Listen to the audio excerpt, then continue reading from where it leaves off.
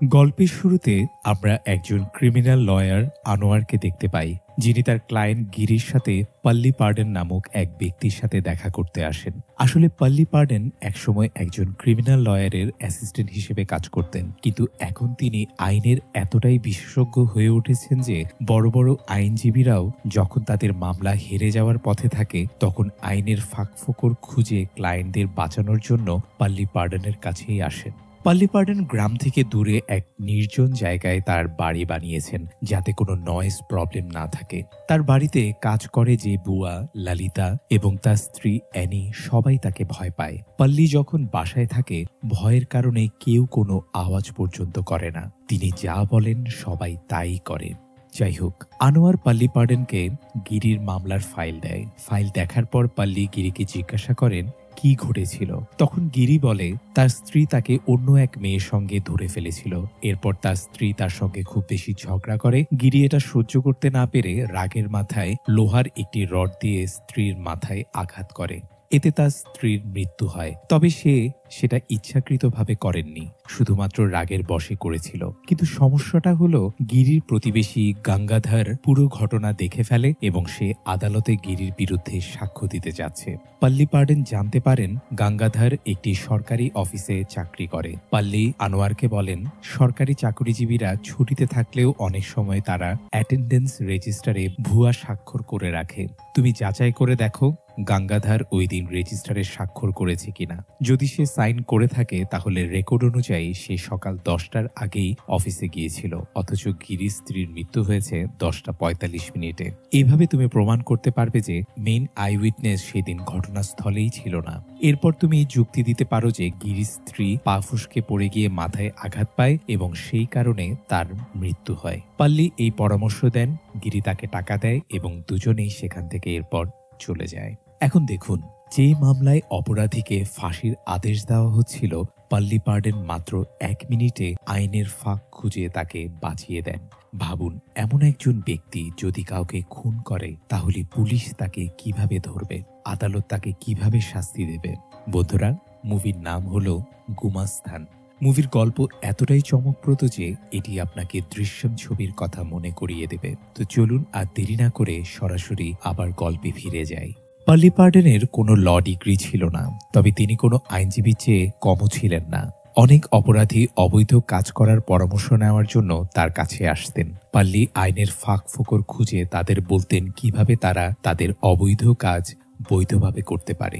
এইভাবেই একদিন দুই গ্যাংয়ের মধ্যে মীমাংসা করতে গিয়ে পল্লী পার্ডেন পিটার নামের এক ছেলেকে দেখেন। পিটার আসলে তার স্ত্রী অ্যানির ভাইয়ের ছেলে। পিটার অ্যানিকে বোকা বানিয়ে কিছু টাকা ধার নিয়েছিল, কিন্তু এখন সে সব টাকা হারিয়েছে। পল্লী পিটারকে টাকার জন্য চাপ দেয়। পিটার বলে, আমি আন্টির কাছ থেকে টাকা নিয়েছি, তাই আমি তাকেই ফেরত দেব।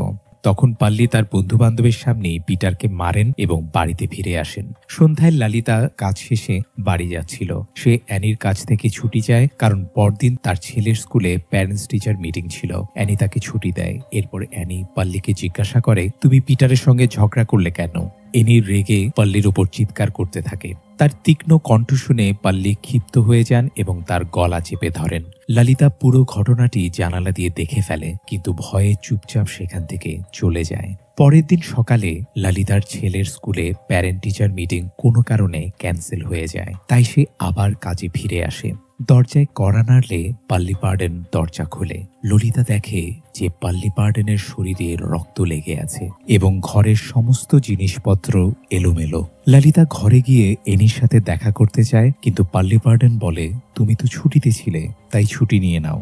এই বলে তার মুখের উপর দরজা বন্ধ করে দেয়। ললিতা ভাবে হয়তো পল্লী তার স্ত্রীকে মেরে ফেলেছে। সে গ্রামে গিয়ে সুরা নামের একজনকে ঘটনাটি জানায়। সুরা তার এক বন্ধুকে নিয়ে পল্লী পার্ডেনের বাড়িতে যায়। জানালা দিয়ে উকি দিয়ে দেখে ঘরের সব কিছু এলোমেলো এবং পল্লী পার্ডেন একাই ঘর পরিষ্কার করছে। এটা দেখে তাদের পুরোপুরি বিশ্বাস হয় যে পল্লী তার স্ত্রীকে হত্যা করেছে। তারা গ্রামে ফিরে গিয়ে লোকজন জড়ো করে এবং পরিচিত পুলিশ অফিসার কনস্টেবল অশোকান এবং এসআই শিবরমন শিবরমনের কাছে খবর দেয়। ললিতা এবং সুরা যা দেখেছে তা শিবরমনকে জানায়। এরপর শিবরমন এবং আশুকান পল্লী পার্ডেনের বাড়িতে যায়, কিন্তু ততক্ষণে পল্লী পার্ডেন তার পুরো ঘর পরিষ্কার করে ফেলেছে। শিবরমন তাকে বলে, পাশ দিয়ে যাচ্ছিলাম, তাই ভাবলাম তোমার সাথে দেখা করে যাই। এরপর তিনি পল্লী পার্ডেনের কাছে পানি চান। পাল্লি পানি আনতে গেলে তারা পুরো ঘর তন্ন তন্ন করে খুঁজে দেখেন, কিন্তু তারা হত্যার কোনো প্রমাণই খুঁজে পান না। শিবরমন তাকে জিজ্ঞাসা করেন, তোমার স্ত্রী কোথায়? পাল্লি উত্তর দেয়, সে মাথুরায় গেছে। কিন্তু আশুকান বলেন, তোমার ওয়াইফ মিসিং এর কমপ্লেন পেয়েছি আমরা, তোমার শার্টেও রক্তের দাগ, তাই এখন তুমি আমাদেরকে বলো তোমার স্ত্রী আসলে কোথায়। এসব শুনে পাল্লি বলে, প্রথমত যদি আমার স্ত্রী নিখোঁজ হয়ে থাকে তাহলে ফার্স্টে আমি কমপ্লেন করতাম, আর দ্বিতীয়ত তোমরা ইউনিফর্ম পরা নেই, তাই আমি তোমাদের প্রশ্নের কোনো উত্তর দিতে বাধ্য নই। এবং বলেন, পুলিশ ইউনিফর্ম পরে অফিসিয়াল ওয়ারেন্ট নিয়ে আসো, তোমাদের সিনিয়র অফিসারদেরকেও নিয়ে আসো, তারপর কথা হবে। তবে পল্লীর এই আচরণ দেখে তারা নিশ্চিত হয় যে পল্লী পার্ডেন কাউকে হত্যা করেছে। এরপর তারা সরাসরি তাদের সিনিয়র অফিসার হামিদের কাছে গিয়ে তদন্তের অনুমতি নেয়। সবাই ইউনিফর্ম পরে পুরো ফোর্স নিয়ে পল্লী পার্ডেনের বাড়িতে যায়। পুলিশ আসার পর পুরো গ্রাম এবং মিডিয়াও জড়ো হয়। পুলিশ ঘরের প্রতিটি কোণ খুঁজে দেখে এবং রক্তমাখা একটি শার্ট পায়, কিন্তু দেখা যায় সেটিতে মুরগির রক্ত লেগে আছে। আসলে পুলিশ আসার আগে পাল্লি আরেকটি শার্টে মুরগির রক্ত লাগিয়ে দড়িতে ঝুলিয়ে রেখেছিল এবং আসল শার্ট পুড়িয়ে ফেলেছিল। পুলিশ অনেক খোঁজাখুঁজি করেও কিছু খুঁজে পায় না। শেষমেশ হতাশ হয়ে শিবরমন পল্লী পার্ডেনের কলার ধরে টেনে বাইরে নিয়ে আসে এবং সবার সামনে ধাক্কা দিয়ে মাটিতে ফেলে দেয়। শিবরমন চিৎকার করে বলে, তুমি তোমার স্ত্রীকে হত্যা করেছ, এবার বলো লাশ কোথায় লুকিয়ে রেখেছ। ঠিক তখনই পল্লী পার্ডেনের স্ত্রী এনি মাথুরাই থেকে সুস্থ স্বাভাবিক অবস্থায় ফিরে আসে। এই ঘটনা দেখে সবাই হতবাক হয়ে যায়। কেউ কিছু বুঝে উঠতে পারছে না যে কি হচ্ছে। যদি অ্যানি বেঁচেই থাকে তাহলে পল্লী কাকে হত্যা করেছে? পুলিশের সামনে আর কিছুই করার থাকে না। মিডিয়ার সামনে পুলিশকে পল্লী পার্ডেনের কাছে ক্ষমা চাইতে হয়। আর এই ভিডিও পুলিশ ডিপার্টমেন্ট, সোশ্যাল মিডিয়ায় সব জায়গায় ছড়িয়ে পড়ে। হামিদ, আশুকান এবং শিবরমন সবাই ট্রোলের শিকার হয়। সিনিয়র অফিসারও তাদের উপর ইনকোয়ারি বসিয়ে দেয়। 3 জনের বিরুদ্ধে তদন্ত শুরু হয়। হামিদ বদলির আবেদন করেছিল, কিন্তু সেটাও আটকে যায়। তবে শিবরমন তাকে বলে, আমি 30 বছর ধরে ইউনিফর্ম পরছি এবং আমি পুরোপুরি নিশ্চিত ওই বাড়িতে কোনো না কোনো খুন হয়েছে। সেটা তার স্ত্রী না হোক, তবে এমন কেউ যাকে পল্লী পার্ডেন হত্যা করতে চেয়েছিল। আমাদের সম্মান পুনরুদ্ধার করতে হলে এই ঘটনার তদন্ত করতেই হবে। তদন্ত শুরু করতে তারা প্রথমে ক্রিমিনাল লয়ার থমাস কুরুভেলার কাছে যায়। থমাসের বাবাও একজন ক্রিমিনাল লয়ার ছিলেন এবং পল্লী পার্ডেন বাবা এবং ছেলে উভয়ের সাথেই কাজ করেছে। শিবরমন থমাসকে পল্লী পার্ডেনের শত্রুদের সম্পর্কে জানতে চায়। থমাস বলে, যে কেউ পল্লী পার্ডেনের কারণে মামলায় হেরেছে প্রত্যেকেই তাকে শত্রু মনে করে। আমি তোমাদের সব ফাইল দিতে পারি, কিন্তু যদি পল্লী পার্ডেন কাউকে খুন করে থাকে তোমরা সেটা প্রমাণ করতে পারবে না। এরপর পুলিশ পল্লী পার্ডেনের শত্রুদের একটি তালিকা পায়। শিবরমন এবং আশুকান সেই তালিকায় থাকা প্রত্যেকটি ব্যক্তির কাছে যায়। তারা তালিকার সবাইকে খুঁজে বের করে এবং তাদের পল্লী পার্ডেনের ব্যাপারে জিজ্ঞাসা করে। তবে মজার বিষয়, তালিকায় থাকা সবাই জীবিত ছিল, শুধু 2 জন বাদে। একজন ছিল ট্যাঙ্কার সাইজো, যে চোরাচালান করত এবং কিছুদিন আগে পল্লী পার্ডেন তাকে হুমকি দিয়েছিল। সে গত 4 দিন ধরে নিখোঁজ।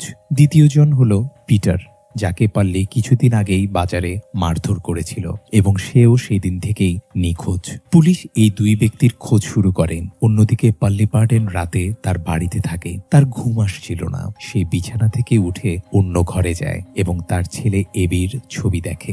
এখান থেকেই গল্পটি ফ্ল্যাশব্যাকে চলে যায় এবং আমরা দেখি এবি ল্যাংড়া ছিল, তার একটি পা ভালো কাজ করত না, কিন্তু তার স্বপ্ন ছিল সিনেমা ইন্ডাস্ট্রিতে মিউজিক ডিরেক্টর হওয়ার। সে তার বন্ধুদের সাথে মিলে মিউজিক কম্পোজ করত।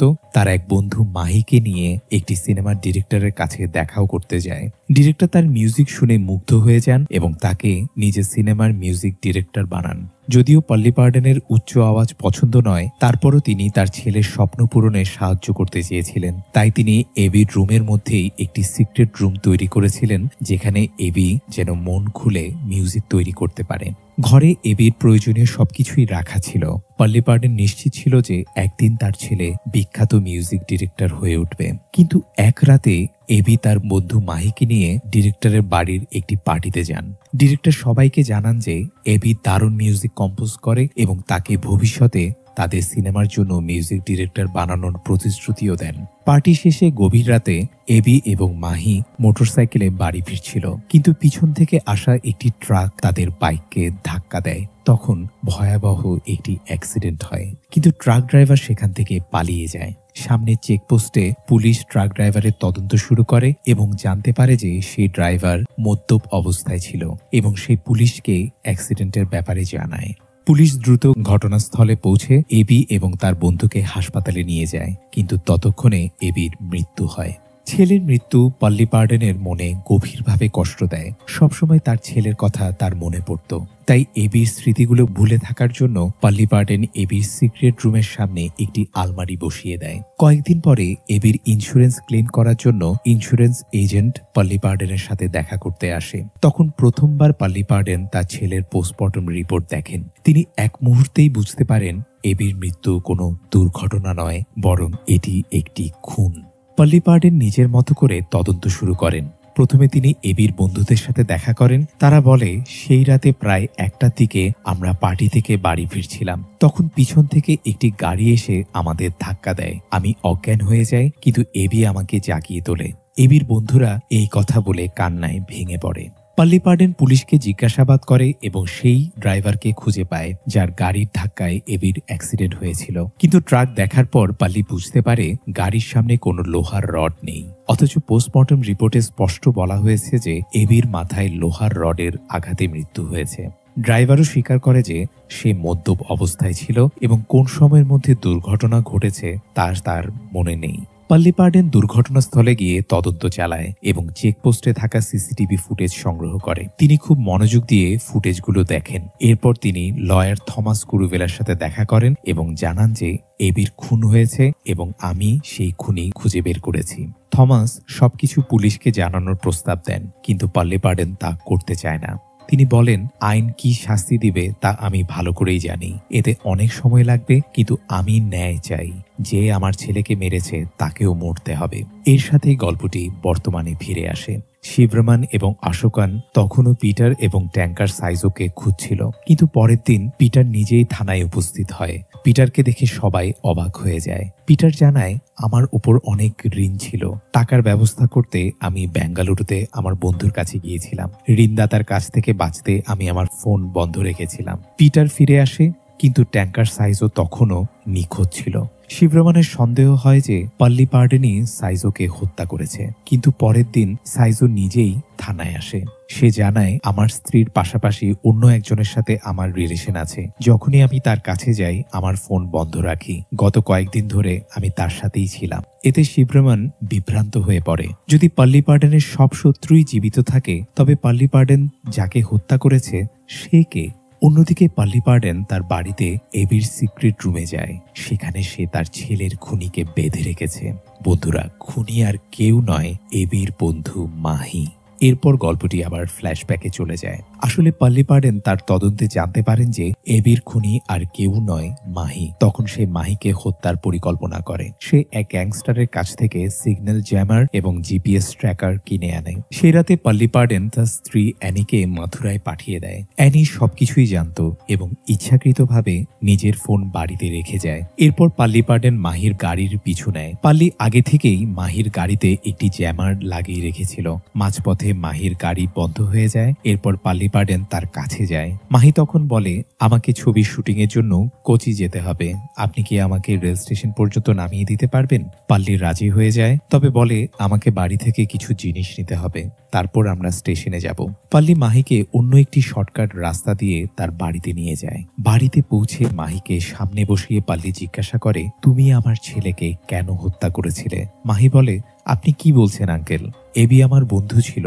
পল্লী তখন বলে, পোস্টমর্টম রিপোর্ট অনুযায়ী অ্যাক্সিডেন্ট রাত 1:30টার দিকে হয়েছে আর অ্যাবির মৃত্যু 3টা থেকে 3:30-এর মধ্যে। কিন্তু মাথায় যে আঘাত লেগেছিল তার মৃত্যুর প্রায় আধা ঘন্টা আগে হয়েছে, আর সেই আঘাত লোহার রড দিয়ে হয়েছে, যা দুর্ঘটনার গাড়িতে ছিল না। সিসিটিভি ফুটেজে দেখা গেছে দুর্ঘটনার পর সেই রাস্তায় আর কেউ যায়নি। তুমি বলেছিলে তুমি অজ্ঞান হয়ে গিয়েছিলে এবং এবি তোমাকে জাগিয়েছিল। এর মানে তখন সেখানে শুধু তোমরা দুজনই ছিলে। এখন আমাকে সত্যি বলো, তুমি কেন এবিকে হত্যা করেছিলে? মাহি বুঝে যায় যে পাল্লি পার্ডেন সবকিছু জেনে গেছে। এরপর সে সত্যটা বলা শুরু করে। মাহি জানায় আসলে সে মিউজিক তৈরিতে এবিকে সাহায্য করত, কিন্তু ডিরেক্টর পুরো ক্রেডিট এবিকে দেয়, যা মাহির সহ্য হয়নি। সে নিজে পুরো ক্রেডিট পেতে চেয়েছিল। দুর্ঘটনার পর সে একটা সুযোগ দেখতে পায়। অ্যাক্সিডেন্টে মাহির বাইকের বাম্পার ভেঙে আলাদা হয়ে যায়। মাহি সেই ভাঙা রড দিয়ে এবির মাথায় আঘাত করে, ফলে তার মৃত্যু হয়। মাহির পরিকল্পনা সফল হয়। পুলিশ এটি একটি স্বাভাবিক দুর্ঘটনা ভেবে মামলা বন্ধ করে দেয়, কিন্তু পাল্লি পার্ডেন সব বুঝে যায়। মাহি বুঝতে পারে পাল্লি তাকে হত্যা করবে। সে পাল্লিকে ধাক্কা দিয়ে পালানোর চেষ্টা করে। দুজনের মধ্যে তীব্র লড়াই হয়। বাড়ির সব জিনিস ছড়িয়ে ছিটিয়ে পড়ে, কিন্তু শেষমেশ পাল্লি মাহিকে অজ্ঞান করে ফেলে। বর্তমান সময়ে পাল্লি মাহিকে জানায়, আমি তোমার গাড়ির রিমোট কন্ট্রোল ডিভাইস ব্যবহার করে বন্ধ করেছিলাম। আমি নিশ্চিত করেছি যে এখানে 8 কিলোমিটারের মধ্যে তুমি কোনো সিসিটিভি ক্যামেরায় ধরা পড়বে না। আমার গাড়ি এবং বাড়িতে সিগন্যাল জ্যামার রয়েছে, তাই তোমার ফোনের টাওয়ার লোকেশন থেকেও কেউ জানতে পারবে না তুমি কোথায়। সাক্ষী নিয়েও চিন্তা নেই। গভীর রাতে তুমি এখানে এসেছিলে, এটা কেউ দেখেনি। আর এর পরের দিন আমার কাজের বুয়া যে রিউমার ছড়িয়েছিল, তার কারণে পুলিশ এসে আমার বাড়ি চেক করেছিল, কিন্তু কিছুই পায়নি। তোমার মার্ডার হয়েছে এই কারণে সেটা প্রমাণ করার জন্য তোমার বডির দরকার হবে, কিন্তু তোমার বডির কোনো চিহ্নই আমি রাখবো না, তাই পুলিশ কখনো আমাকে ধরতে পারবে না। এরপর পাল্লি সেই রড দিয়ে মাহির মাথায় আঘাত করে তাকে হত্যা করে। মাহির মৃতদেহ কোথায় লুকানো হয়েছে তা জানা যায় না, তবে কোনো অপরাধ পুরোপুরি নিখুঁত হয় না।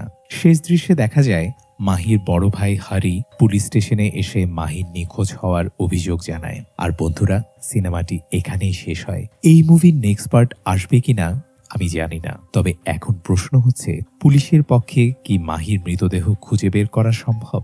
মাহির হত্যাকাণ্ডে আর কে কে জড়িত ছিল? এটা স্পষ্ট যে অ্যানি এবং আইনজীবী কুরুভেলা জানত যে পাল্লি মাহিকে হত্যা করতে যাচ্ছে, কিন্তু পিটার এবং ট্যাঙ্কার সাইজও একই সময়ে কেন নিখোঁজ হয়েছিল এবং ফোন বন্ধ রেখেছিল? তারা কি পাল্লির এই পরিকল্পনার অংশ ছিল? কমেন্টে আপনার থিওরি জানাতে ভুলবেন না।